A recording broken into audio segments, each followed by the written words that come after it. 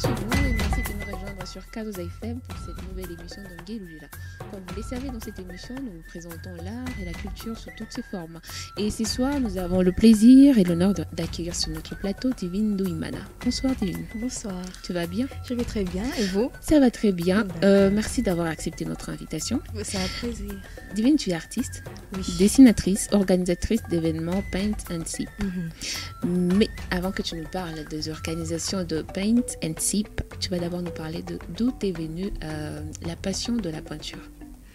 Alors, la passion de la peinture, premièrement, j'étais, depuis toute petite, j'aimais dessiner des fleurs, ce que je vois. Et voilà, et ça a commencé comme ça, et ça a continué même jusqu'à l'école secondaire.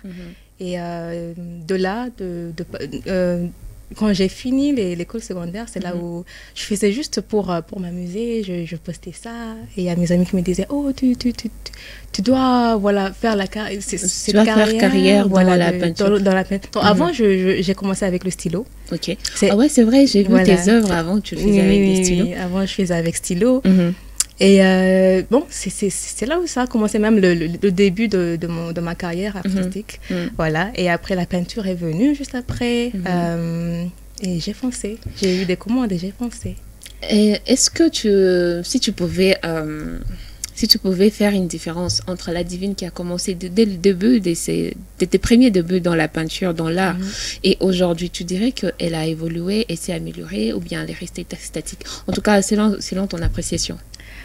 Alors, j'ai beaucoup évolué, j'ai trop évolué même. Et je ton sais pas aussi, il a évolué?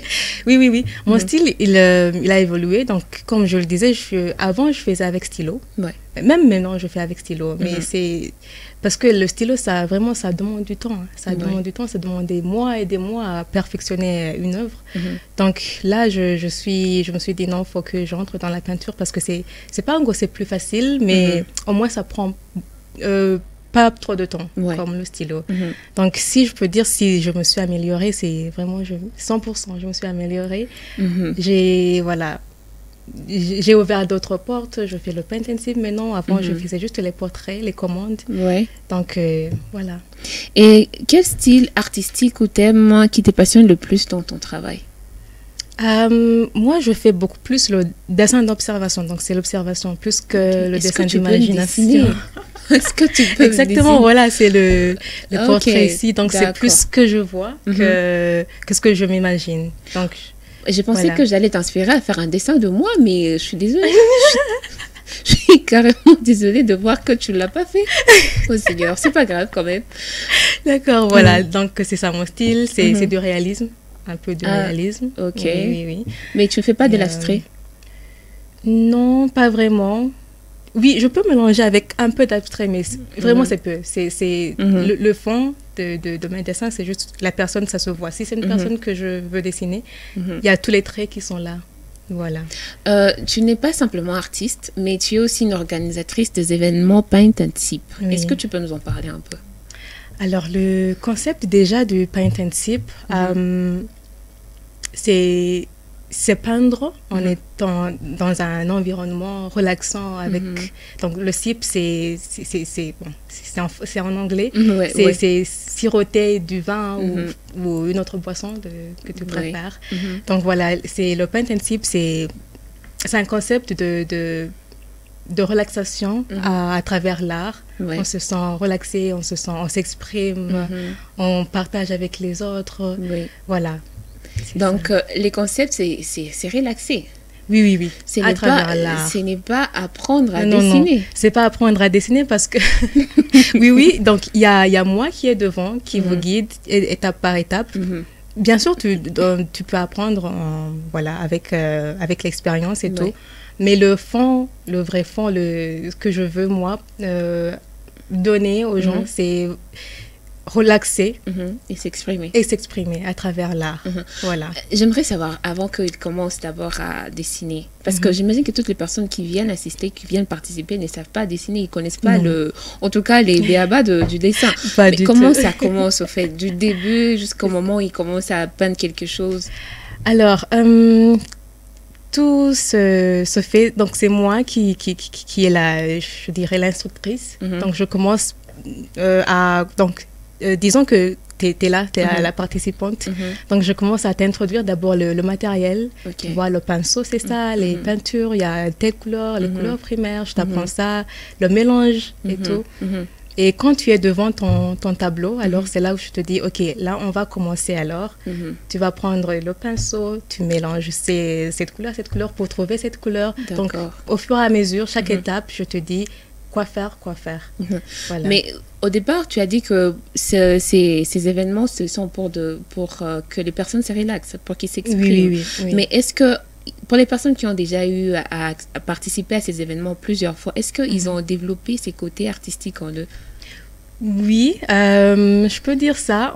Donc, à force de pratiquer ça, donc, dans ta tête, tu te rappelles, oh, si je mélange telle couleur, ça donne ça et tout et tout. Et donc, tu es à mesure d'être seule devant ton tableau et commencer à dessiner ce que tu veux. Oui. Et quels sont les aspects de ces événements, Paint and Sip, que tu trouves le plus gratifiant? Alors, le fait déjà de voir, comme tu le dis, une personne qui n'est pas habituée à l'art, que c'est la première fois qui prend un pinceau, ou c'est la première fois qu'il est en contact avec les peintures, et le voir réaliser un tableau, donc même plus beau que le mien. Voilà. J'aimerais quand même. Oui, ça arrive. Ça arrive. Oui, plein de fois, ça arrive. Il y a une personne qui me surpasse et je suis là, non. Qui te surpasse quand même. Attends, parle-nous un peu de cette photo. Il y a des personnes qui ont dessiné des guitares. Tu veux voir? Il y a des guitares qui ressemblent à des feuilles, à des fleurs. Mais bon. Mais tu veux voir, il y a trop de différences justement. Et il y a ceux qui maîtrisent vraiment les pinceaux. Voilà. Mais c'était pas pour la première fois quand même. C'est la première fois. La première fois. En tout cas, 80% des personnes que tu vois là, c'est la première fois. Et est-ce que tu les guides tout au long du processus de dessin? Oui. Depuis le début jusqu'à la fin. Chaque personne? Oui. Ça doit être fatigant quand même. Non, c'est pas que je viens voir chaque personne et je lui dis... non, c'est juste, je suis devant et tout le monde me regarde. À chaque étape, on est ensemble. Voilà. À chaque fois, il y a un thème ou bien, je sais pas, l'autre fois, c'était la guitare? Oui, ça, par exemple, c'était à la guitare. Oui, à chaque fois, je viens avec un dessin que je vais... Voilà. Il n'y a pas de thème spécifique. Je leur dis juste, aujourd'hui, on va faire quelque chose. On va dessiner une guitare ou on va dessiner une bouteille de vin ou voilà. C'est courant qu'en Afrique, précisément, on dit l'art n'est pas tellement valorisé. Mais est-ce que tu as l'impression qu'avec ces événements, les gens sont un peu en train de se conscientiser, de prendre un peu l'art comme quelque chose qui est vraiment important dans le quotidien? Oui, je le vois. Par exemple, là, je t'ai dit, ça fait 2 ans que je pratique ça. Et à chaque événement, j'ai des personnes. À chaque événement, il y a les places qui sont, qui sont pleines. Et ça me montre vraiment que les personnes sont en train de comprendre que l'art, c'est utile dans leur vie.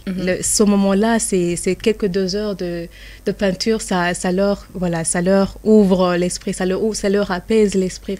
On dirait que même c'est des moments thérapeutiques. Exactement, c'est la thérapie même. C'est ça le mot. Je pense que tu devrais même avoir un petit canapé où tu appelles les gens, vas-y, dis-moi tout à l'heure. Ça serait intéressant de faire ça.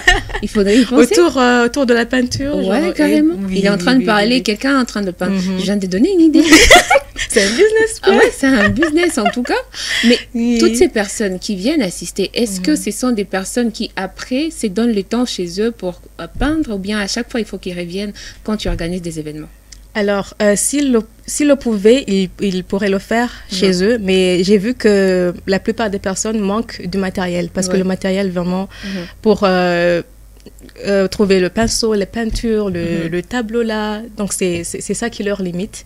Donc moi, parce que je sais, je suis connectée aux endroits où trouver ça, donc c'est facile pour moi de trouver ces matériels. Et c'est là où ils vont venir à moi à chaque fois qu'ils veulent dessiner. Donc. Mais Divine, j'aimerais savoir, est-ce que c'est facile de jongler entre le fait d'être toi-même artiste, peintre plutôt, tu es artiste et peintre, et jongler entre le fait d'être organisatrice de ces événements? C'est facile de jongler entre les deux? Parce qu'on a l'impression que en tout cas pour ma part, on a l'impression que tu mets un peu de côté ta carrière à toi de peintre pour mettre en plus en avant les côtés organisatrices. Bon, mais ça va ensemble. Ça va ensemble parce que ce que je fais dans le paint and sip, c'est mon métier même. C'est la peinture. Mais ce ne sont pas toutes tes œuvres. Non, c'est pas. Voilà, est-ce qu'il rentre avec ses oui, oui, il rentre avec. Il rentre avec. Alors, c'est ce que j'ai voulu même avec être organisatrice de ces événements. Parce qu'avant, je me sentais comme je suis en train de donner mon savoir-faire à un public, comment dire, restreint. Voilà. Trop petit. Alors que je devrais mettre ça au service d'un large public. Voilà. Oui. Et c'est pour cela que j'ai dit, non, faut que... Oui, je suis peintre, mais il faut qu'il y a beaucoup de personnes qui bénéficient de ça, de mon art. Donc, c'est ça. Je précise que tu as fait agronomie. Oui. Mais aujourd'hui, tu es peintre. Est-ce que tu as suivi une formation pour devenir peintre? Non, pas du tout. C'était juste une passion qui est née. Oui, c'est une passion et puis j'ai développé ça moi-même. Avec le temps. Oui. Et cette passion, tu la partages aux autres? Oui, voilà. Est-ce qu'il y a quelqu'un, à part la personne que tu as énumérée, qu'on ne connaît pas les noms, qui a dessiné quelque chose qui était plus que ce que tu as l'habitude de dessiner? Est-ce que cette personne, aujourd'hui, elle veut aussi devenir peintre? Peintre plutôt? Non. Alors, la plupart des personnes qui participent dans mes événements, c'est pas le côté artistique qui vient le plus en avant. Ah, d'accord. C'est le côté relaxant. C'est le côté, voilà. Avoir du bon temps, chiller, être avec mes amis en faisant de la peinture. Voilà. Mais je me dis qu'ils sont limités. Les personnes, elles sont limitées parce que peut-être elles ne voient pas beaucoup de gens faire ça. Donc, moi, oui, je suis là. Mais l'art ici au Burundi, on ne voit vraiment pas l'intérêt, l'importance. Le potentiel aussi. Voilà. Donc. Mais comment vous faites, comment tu fais à chaque fois pour les amener à exprimer quelque chose d'eux? Parce que si tu viens déjà avec une image qu'ils vont devoir reproduire, d'un côté, ça limite un peu leur propre créativité. Est-ce qu'à chaque fois, tu viens avec une image ou bien de temps en temps, tu les laisses eux-mêmes s'exprimer? J'imagine que ça va être, vraiment, ça va être quelque chose qui va taper l'œil. Mais est-ce que ça arrive? Alors, dans les sessions-là de Paint and Sip, alors, je peux faire comme l'image là que vous avez vue de la guitare. Oui. Là, c'est pas moi qui va jusqu'à la fin. Voilà. Donc, je peux leur dire, c'est une guitare, je dessine une guitare, et peut-être ce petit verre de vin. Et là, je leur dis, les autres, si c'est dans la nature que la guitare est, si le verre est, je sais pas. Donc, ils vont mettre leur touche après. Leur propre touche. Exactement. Est-ce que tu peux nous partager un moment pendant l'événement où quelque chose s'est passé qui a été vraiment très marquant, ou bien une personne qui est venue te donner un retour qui a été vraiment très marquant pour toi?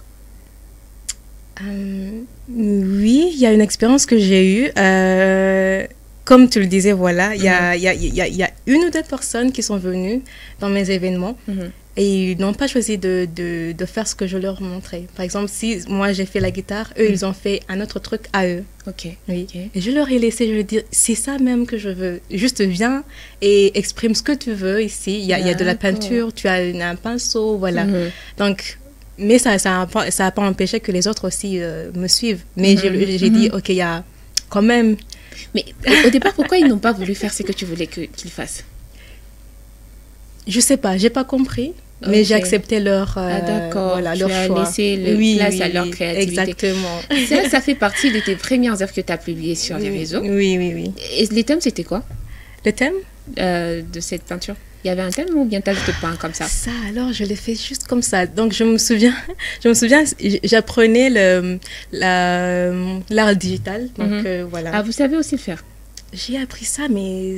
Il y a longtemps. Oui, il y a longtemps. Je n'ai pas continué avec. Alors ça, c'était mon premier œuvre sur le digital. Oui. Voilà, il n'y a rien de... Ah, d'accord. Non. Moi, je pensais qu'il y avait un thème. Sûrement sur l'amour, c'est sûr.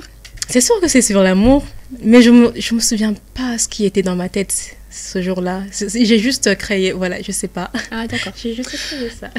J'imagine que quand tu as commencé avec les événements Paint and Sip, sûrement que tu as rencontré des défis.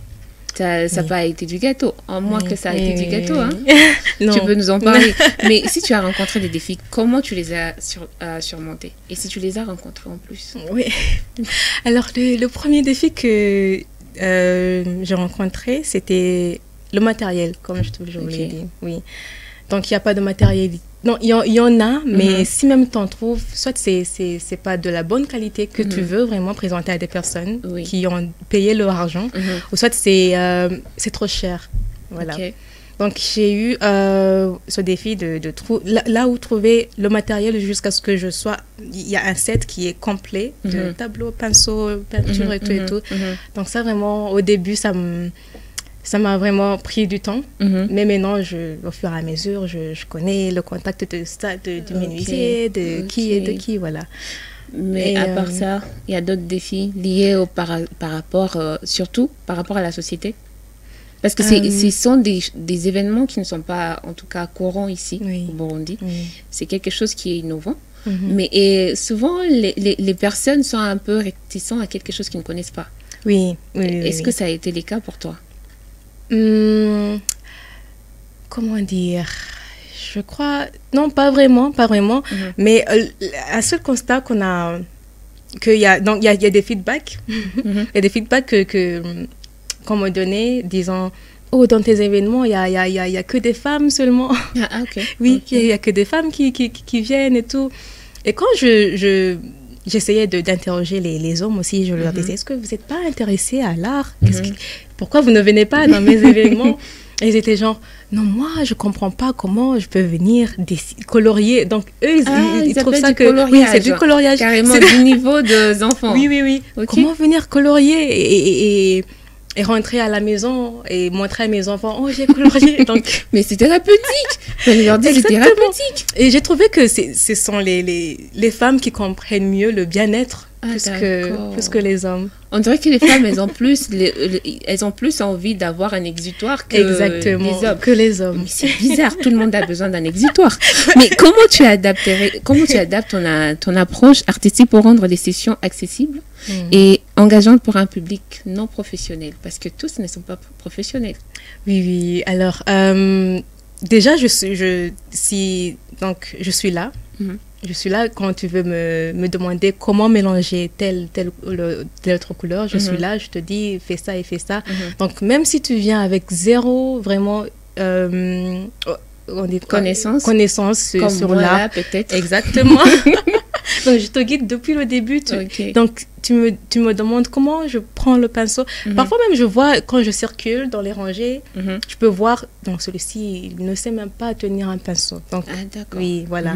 Et je l'aide à vraiment faire, on tient comme ça, on approche, voilà. Ah, ça c'est bien. Et quel est le souvenir de ton retour qui t'a le plus marqué?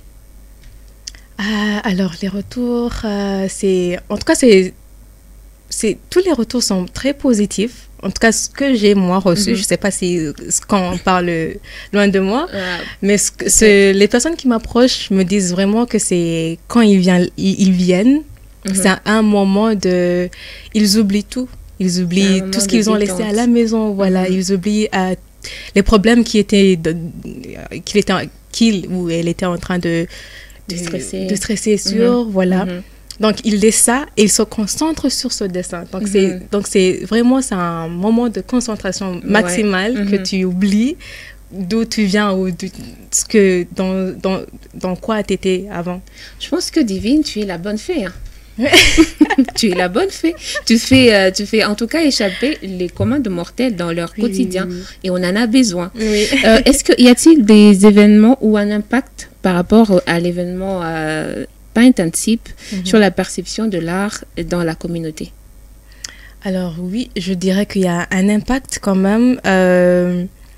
Dans cette communauté burundaise, l'art est toujours considéré comme un luxe. Pour avoir un tableau à la maison chez toi, tu dois être riche. C'est vrai, les tableaux coûtent cher quand même. Exactement. Donc, moi, avec ce fait de rentrer avec ton tableau, déjà, tu as ton tableau, c'est toi qui l'as fait dans ta maison. Et à un prix vraiment, c'est le moindre. les 55 000 avec un tableau chez toi que toi tu as fait, que tu as eu accès à la peinture. Voilà, et en plus, tu t'es détendu. Exactement. C'est le plus important, tu t'es détendu. Tu as tout, en fait, un paquet avec de bonus. Voilà. Donc, c'est ça. C'est l'impact que je vois que la communauté burundaise avait besoin de ne pas considérer l'art comme un luxe, un truc qu'ils ne vont pas, qu'ils n'ont pas accès. Ouais, ils n'ont pas accès, voilà. Et quel message, nous sommes presque à la fin de l'émission, quel message transmettrais-tu à des personnes qui voudraient faire la même chose que toi, l'organisation des événements comme Paint et Site? Alors, je leur dirais de foncer parce que donc si tu veux organiser donc si je reste dans le monde de l'art, si il y a beaucoup d'artistes, il y a on a commencé ensemble avec beaucoup d'autres artistes, mais ce que j'ai pas voulu moi c'est d'être seule, isolée, faire des commandes des autres, donc c'est ça que je vois ici au Burundi. C'est être artiste, ça veut dire faire des portraits, faire des expositions. Donc, on n'est pas ouvert d'esprit pour s'imaginer à faire à innover. À innover, voilà. D'autres idées qui pourraient rapprocher beaucoup de gens sur ton art, sur ce que tu sais faire. Voilà, donc je leur dirais de sortir de leur zone de confort parce que ça demande du courage. Oui, surtout. Beaucoup de courage. Oui, parce que tu ne peux pas venir et boum, tu fixes un prix voilà, sur un événement quelconque. Si tu n'as pas le courage de le faire, c'est... Voilà. Donc, je leur demande d'avoir ce courage et aussi de sortir de leur zone de confort. Il y a trop d'idées. Est-ce que tu pourrais nous parler de tes prochains projets, si tu en as? Si ça ne sera pas trop te demander quand même, ou bien tu veux juste nous faire de la surprise, quoi. Peut-être que tu vas plus faire de l'organisation, on ne sait pas. Mais non, je vais continuer. Je vais continuer, mais par contre, il y a un projet qui est en cours, c'est une formation d'autres artistes. Donc, on a vraiment besoin premièrement d'une union d'artistes, parce qu'on n'est pas vraiment unis. Il y a chacun qui est dans son coin et tout. Donc, j'aimerais organiser un truc qui va nous unir et qui va nous former aussi, qui va nous... Par exemple, justement, ce que je disais, qui va nous ouvrir d'autres idées, comment vendre notre art. Voilà, pas juste exposition ou portrait ou je sais pas, mais il y a trop de business dans l'art. Voilà. Donc en tout cas, donc tu voudrais réunir tous les artistes et mettre l'accent sur l'importance de l'art. En tout cas, valoriser l'art. Et aussi, tu insistes sur le fait de s'unir. Et aussi innover. Parce qu'on a l'habitude de voir que les mêmes choses. On sait qu'un artiste, un peintre, il peint un tableau et après il vend. Exactement. Ouais. Mais je sais que tu as beaucoup des idées. J'espère que la prochaine fois que tu auras déjà fait cet événement, on t'aura sur le plateau. D'accord, avec plaisir. En tout cas, ce sera un plaisir qui est partagé. Nous arrivons carrément à la fin de cette émission. Merci de nous avoir suivis. C'était Divine avec Déborah. Et nous vous donnons rendez-vous pour la prochaine session. Et merci à Radia Tonga d'avoir assuré la mise en onde et Patrick au côté image. Bonne soirée à tous.